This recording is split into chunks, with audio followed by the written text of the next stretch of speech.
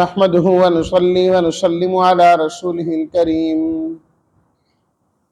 أما بعد فأعوذ بالله من الشيطان الرجيم بسم الله الرحمن الرحيم من الذين هادوا يحرفون الكلم عن مواضعه ويقولون سمعنا وعصينا واسمع غير مسمع وراعنا ليا بألسنتهم وطعنا في الدين ولو أنهم قالوا سمعنا وأطعنا واسمع وانظرنا لكان خيرا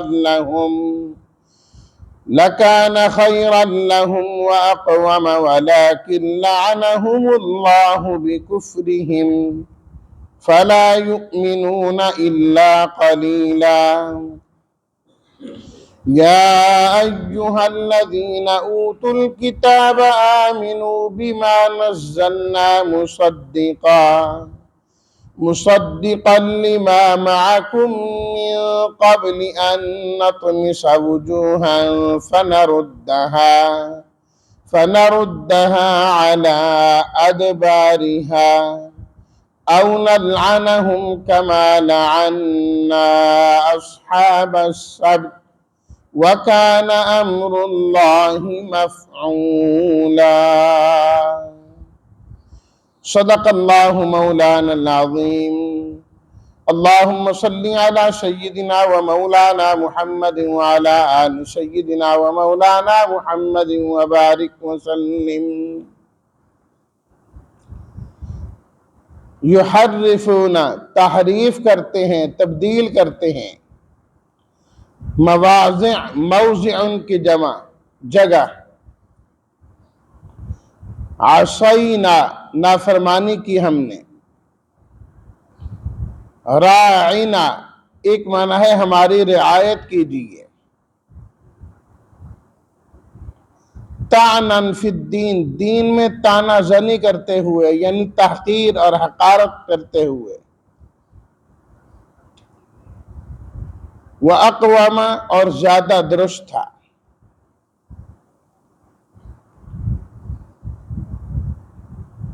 من قبل ان نطمس وجوہا طمس کہتے ہیں مٹا دینا کسی چیز کو، چہرے مٹا دیں، آنکھ کان سب چیزیں برابر کر دیں،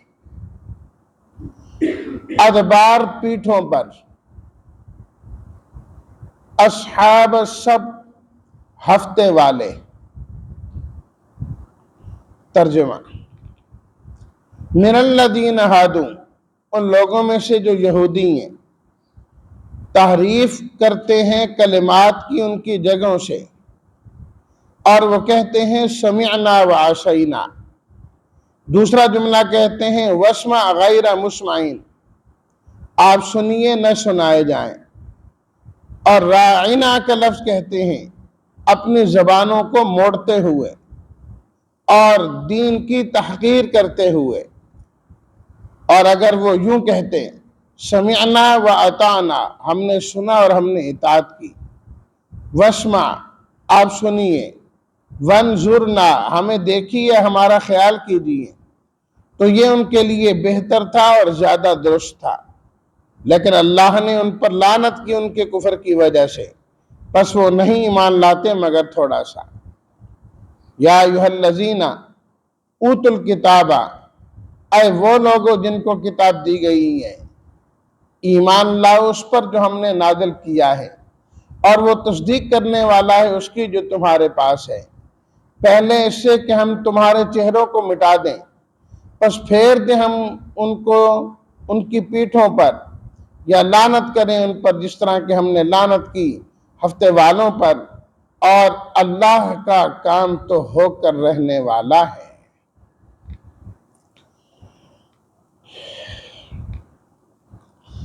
اہل کتاب خصوصاً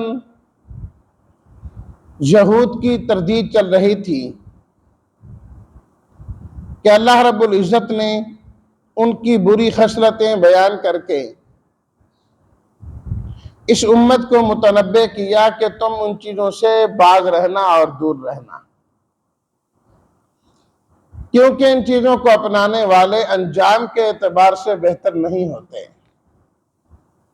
فرمایا کہ ان کے اندر ایک تبدیلی یہ ہے، یحرفون الکلم عن مواضعہ، کہ کلمات کے اندر تحریف اور تبدیل کرتے ہیں، انہیں اپنی جگہ سے بدل دیتے ہیں۔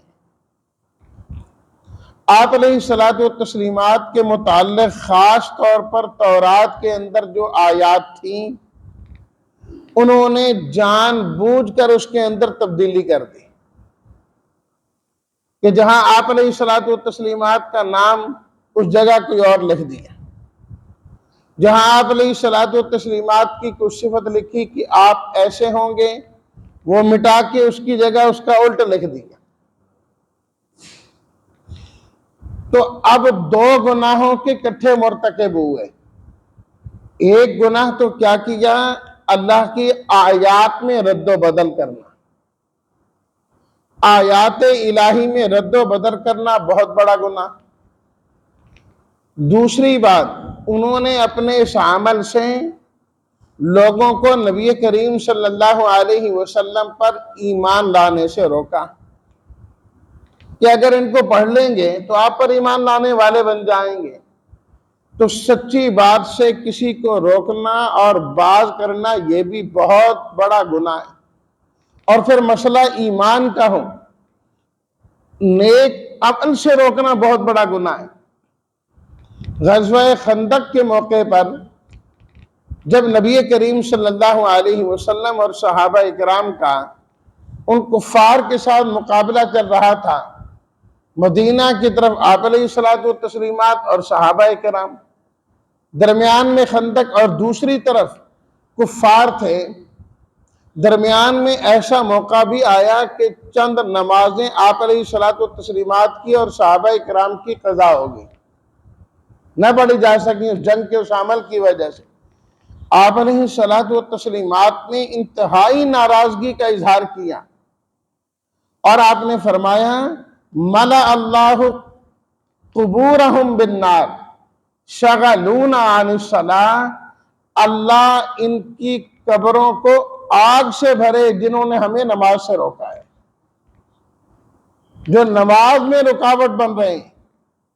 تو آپ علیہ الصلوۃ والتسلیمات جو رحمت للعالمین ہیں صلی اللہ علیہ وسلم، آپ نے کتنی بڑی ناراضگی کا اظہار کیا، چہ جائے کہ کسی کے لیے ایمان سے انسان رکاوٹ بن جائے کہ وہ ایمان نہ لائے۔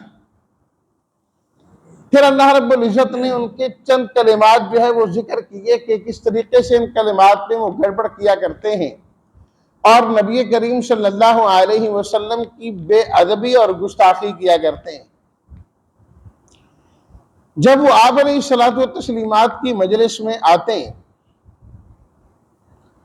تو وہ اپنی طرف سے اس قسم کے الفاظ اور جملے استعمال کرتے تھے جن کے دو دو معنی نکلتے تھے، تاکہ سننے والے اس کا صحیح معنی اور مفہوم لیں، اور خود جو ہے وہ اس کا غلط معنی اور مفہوم لے رہے ہوتے تھے۔ ایک لفظ وہ بولتے تھے سمعنا وعصینا، اس کا ایک معنی تو یہ بنتا ہے کہ ہم نے آپ کی بات سن لی، اب ہم آپ کے غیر کی بات کبھی نہیں مانیں گے، بس آپ کی سننے والے ہیں اور آپ کی ماننے والے ہیں۔ عصینا، آپ کے مقابلے میں جو کوئی بات کہے گا ہم اس کی نافرمانی کریں گے، ہم نہیں مانیں گے۔ یہ ایک اچھا معنی اور مفہوم نکلتا ہے۔ دوسرا معنی، ہم نے سن تو لیا ہے، ماننا کوئی نہیں ہے، ہم کوئی ماننے کے لیے تھوڑا ہے، بس آئے تھے، سننا پڑ گیا، مجبوراً ہم نے سن لی بات۔ عصینا، ہم نے نافرمانی کی، ہم بات تسلیم نہیں کریں گے، مانیں گے نہیں۔ اب وہ خود اسی دوسرے معنی میں لیا کرتے تھے، یہ کلمات میں تبدیلی۔ دوسرا جملہ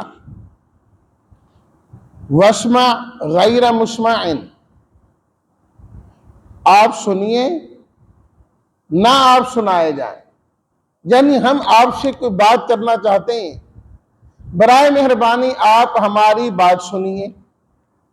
اب غیر مسمعین جو اگلا جملہ ہے اس کا صحیح معنی تو یہ نکلتا ہے کہ آپ کوئی شر کی، نقصان کی، تکلیف کی بات نہ سنیں، آپ ہماری بات سنیں، اور کوئی ایسی بات آپ کو سننے کو نہ ملے جو خیر والی، جو شر والی ہو، فساد والی ہو، نقصان والی ہو، اللہ آپ کو بچا کے رکھے۔ صحیح معنی ہے، صحیح مفہوم ہے۔ اور غلط مفہوم اس جملے کا کیا؟ وسمع غیر مسمعین، ہماری سنیے، آپ نہ سنائے جائیں، خیر کی بھی کوئی بات سننے کا موقع نہ ملے، نعوذ باللہ من ذالک، یہ بد دعا ہے۔ اب جب وہ جملہ استعمال کرتے ہیں تو عام لوگ تو یہی سمجھتے کہ شاید یہ آپ کو دعا دے رہے ہیں کہ آپ کوئی ایسی بات نہ سن پائیں جو آپ کے لیے نقصان کا اور تکلیف کا ذریعہ، اللہ آپ کو اس سے بچائے۔ لیکن وہ منافق قسم کے دوسرا معنی جو ہے وہ مراد لے رہے ہوتے تھے۔ اسی طرح وراعینا، رائنا کا لفظ استعمال کرتے تھے۔ رائنا کا صحیح معنی تو کیا ہے؟ آپ ہماری رعایت کیجیے۔ کہ آپ علیہ الصلوۃ والتسلیمات نے ایک بات ارشاد فرمائی ہے لیکن پورے طور پر سمجھ نہیں پائے، تو رائنا کہ آپ ہماری رعایت کر دیجئے، آپ دوبارہ سمجھا دیجئے، آپ پھر ارشاد فرما دیجئے، یہ بالکل ٹھیک ہے۔ لیکن وہ اس لفظ میں گڑبڑ کرتے اللہ تعالیٰ نے فرمایا لَيَّمْ بِأَلْسِنَتِهِمْ وَطَعْنًا فِي الدِّينِ، وہ یہ لفظ استعمال کرتے تھے زبان کو موڑتے ہوئے اور دین کی تحقیر کرتے ہوئے، وہ اس طریقے سے کہ راعنا کا جو لفظ ہے، اگر عین کے نیچے جو زیر ہے اس کو تھوڑا اور کھینچ کے پڑھیں، راعنا کے بجائے راعینا، راعینا، تو اس کا معنی نعوذ باللہ من ذالک فوراً بدل جاتا ہے۔ راعی چرواہے کو کہا جاتا ہے، جو بکریاں چرانے والا ہے راعی، تو راعینا ہمارے چرواہے، نعوذ باللہ من ذالک۔ تو اس لیے کہا جاتا ہے کہ قرآن مجید کو نا صحیح تلفظ کے ساتھ پڑھنا چاہیے۔ بعض الفاظ ایسے ہیں کہ تھوڑی سی بھی ان کے اندر غلطی ہو جائے تو بندہ کہیں سے کہیں پہنچ جاتا ہے، کہ جب تک اگلا لفظ نہیں آتا، کتنے لوگ ہیں جو پہلے لفظ کو کھینچتے رہتے ہیں، راعینا، معنی بالکل بدل گئے۔ بس آئین کو کھینچنا ہی ہے نا، بڑھانا ہی ہے، معنی کہیں سے کہیں پہنچ گیا، بالکل غلط معنی، بے ادبی والا معنی۔ اس طرح رعونت سے ہو تو پھر بھی اس کا معنی غلط ہی بنتا ہے۔ تو فرمایا کہ یہ لفظ استعمال کرتے ہیں، تو اس قسم کی بے ادبیاں یہ یہود خاص طور پر اور اہل کتاب بھی نبی کریم صلی اللہ علیہ وسلم کے زمانے ہی کے اندر کیا کرتے تھے، تاکہ باقی لوگوں کو بھی اپنے ساتھ شامل کریں۔ اللہ رب العزت نے قرآن مجید میں اس لیے بار بار ان کی تردید کی اور ایمان والوں کو خبردار کیا کہ ایمان والو تم اس قسم کے الفاظ کبھی استعمال ہی نہ کرنا۔ سورہ البقرہ میں ہم پڑھ آئے ہیں، اللہ تعالیٰ نے فرمایا یا ایھا الذین آمنوا لا تقولوا راعنا، اے ایمان والو تم راعنا کا لفظ استعمال ہی نہ کیا کرو، اس لفظ کو چھوڑ دو جس لفظ سے نبی کریم صلی اللہ علیہ وسلم کی گستاخی کا پہلو نکل سکتا ہو، وہ لفظ ہی استعمال نہ کیا کرو، ضرورت ہی نہیں اس لفظ کو لانے کی۔ اور یہاں پر ان کو خطاب کرتے ہوئے فرمایا وَلَوْ أَنَّهُمْ قَالُوا سَمِعْنَا وَأَطَعْنَا، کہ یہ لوگ کہتے ہیں نا سمعنا وعصینا، دونوں معنوں والا لفظ استعمال کرتے ہیں، ان کو چاہیے کہ ایسا لفظ استعمال کریں جس کے اندر دوسرا مفہوم پیدا بھی نہ ہو سکتا ہو. یوں کہو سمعنا و اطعنا، کہ ہم نے سن لیا اور ہم نے مان لیا، ہم تو ماننے والے لوگ ہیں. بات ہی ختم ہوگی، دو معنی ختم. اسی طرح وہ کہتے تھے نا واسمع غیر مسمعین، آپ ذرا ہماری بات سنیے نہ سنائے جائیں. فرمایا غیر مسمعین کا لفظ استعمال ہی نہ کرو، نہ صحیح معنی میں نہ غلط معنی میں، لفظ نہیں ہونا چاہیے. اور راعنا، فرمایا یہ بھی لفظ استعمال نہیں کرنا، اس کی جگہ انظرنا کا لفظ استعمال کرنا چاہیے. لکان خیر لہم واقواما، اگر یہ اس طریقے سے کریں گے تو ان کے اپنے حق میں ٹھیک ہو جائے گا اور خیر والا کام ہو جائے گا. جو کچھ کر رہے ہیں یہ ان کے حق میں بہتر نہیں ہے. یہ سمجھتے ہیں کہ شاید ہم نے مسلمانوں کو دھوکہ دیا ہے، آپ علیہ الصلوۃ والتسلیمات کے ساتھ اس طرح کی بات کر کے آئے ہیں، یہ نقصان اپنا کر رہے ہیں. وہ کیا ہوا؟ لعنہم اللہ بکفرہم، ان کے کفر کی وجہ سے خود ان پر لعنتیں اور اللہ کی پھٹکار پڑ رہی ہے. یہ جو عمل کر رہے ہیں اس کی وجہ سے اللہ کی لعنت ان پر اتر رہی ہے، ان کو پتہ ہی نہیں لگ رہا. فلا یؤمنون الا قلیلا، اور نتیجہ کیا ہے کہ ایمان سے محروم ہوتے چلے جا رہے ہیں. بہت تھوڑا ایمان لاتے ہیں، اور تھوڑا ایمان نہیں پورا ایمان معتبر ہوتا ہے. یہ مانتے ہیں تو تھوڑے لوگ مانتے، سارے تو نہیں مانتے. پھر اللہ تعالیٰ نے وارننگ دی ان کو، یا ایھا الذین اوتوا الکتاب آمنوا، اے اہل کتاب تم ایمان لے آؤ سچے دل سے، صحیح طور پر، بما نزلنا، اس چیز پر جسے ہم نے نازل کیا ہے. نزلنا جسے تھوڑا تھوڑا کر کے نازل کیا، یعنی قرآن مجید، اس پر ایمان لاؤ. اور یہ قرآن مجید کوئی ایسی چیز نہیں جو ایک بالکل نئی ہے اور تم اس کو جانتے ہی نہیں. مصدقا لما معکم، یہ قرآن مجید اسی کتاب کی تصدیق کرتا ہے جو کتاب تمہارے پاس موجود ہے، تورات کی. قرآن مجید میں لکھا نا کہ وانزلنا التوراۃ، ہم نے تورات اتاری تھی، ہم نے موسیٰ علیہ الصلوۃ والتسلیمات کو دی تھی. اے یہودیوں، یہ قرآن مجید تو تمہاری کتاب کا تذکرہ کرتا ہے. جس نبی پر تم ایمان لاتے ہو یہ کتاب اس نبی کی شان کو اس قرآن میں بیان کرتا ہے. جو تمہارے موافق چیز ہے تم اس کو کیوں نہیں مانتے؟ جو تمہاری تصدیق کر رہی ہے اس کو تم انکار کر رہے ہیں. اور یہ جو ہم تمہیں موقع دے رہے ہیں ایمان کا، یہ ایک وقت تک کے لیے، ایک وقت آئے گا یہ مہلت ختم ہو جائے گی. من قبل ان نطمس وجوہا فنردها علی ادبارها، جب وہ مہلت ختم ہوگی تو ہم تمہارے چہروں کو مٹا کے رکھ دیں گے. کہ ابھی تو جو انسان کا چہرہ ہے اس کے اندر ناک ہے، اس کے اندر آنکھیں ہیں، ہونٹ ہے، منہ ہے، ساری چیزیں. فرمایا اگر تم نے نہ مانا نا تو ہم یہ تمہارا سارا کا سارا چہرہ برابر کر دیں گے. نہ رہیں گی اس میں آنکھیں، نہ کان، نہ منہ، نہ کوئی اور چیز، سارا ماس ہی ماس ہوگا. اور پھر ہم یہ بھی کر سکتے ہیں کہ یہ تمہارا چہرہ الٹا پھیر دیں، گدی کی طرف، پشت کی طرف پھیر دیں. فرمایا تم کیا کر پاؤ؟ تو اس وقت کے آنے سے پہلے پہلے تم ماننے والے بن جاؤ. اولانا او نہ لانا ہم کما لانا اصحاب السبت.